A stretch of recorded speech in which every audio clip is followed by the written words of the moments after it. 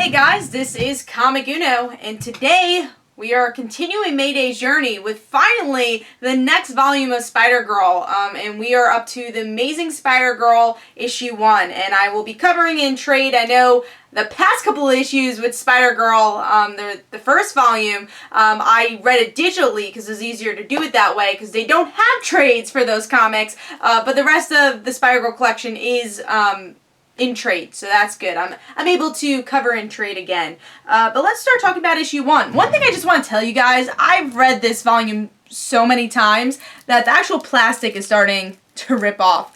I love this volume of Spider-Girl. Anytime someone says, oh, I want to get into comics, I just hand them this book. I'm like, read it.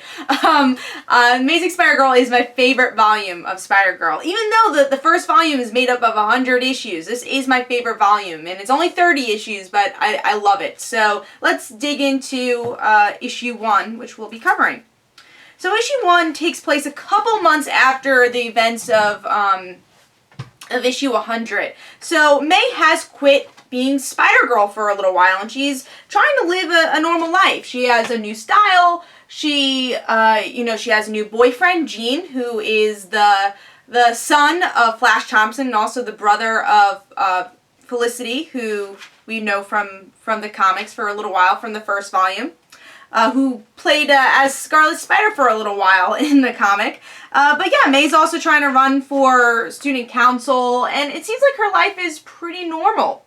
May's obviously kind of upset that she can't be Spider-Girl anymore, but she's happy. She's happy in this new life, and we just kind of see the new status quo of Spider-Girl. And even her parents are happy that, she's not Spider-Girl anymore and putting her life at risk.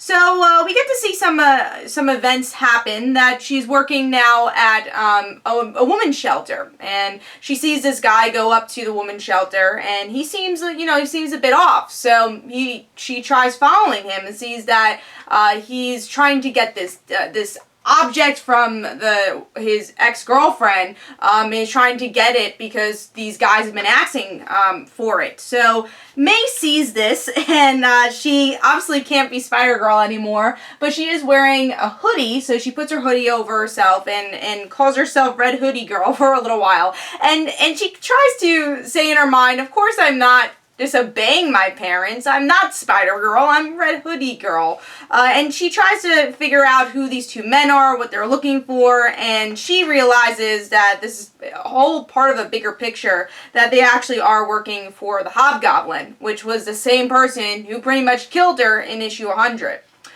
So that's kind of the events going on. So it seems that May has once again felt this responsibility to be a hero in a lot of ways, and that is how the issue ends. I love this issue because I feel with an issue 1, and especially with a character with so much history, you have to make it new reader friendly, but also make the old readers enjoy the comic. And here I think it's one of the best examples of doing that.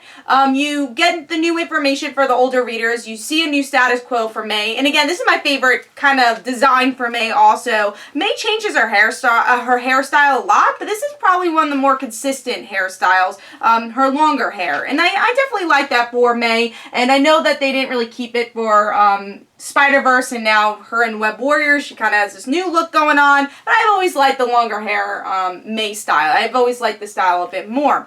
So anyways, going back to it, so you get the new status quos, and you also obviously get what you love about Spider-Man and Spider-Girl, that even though May likes this normal life, she of course wants this normal life, there's always this responsibility that she has to go back into costume in some way. And even though it's kind of just the start of this in issue 1, she's going to become Spider-Girl again. She has to be.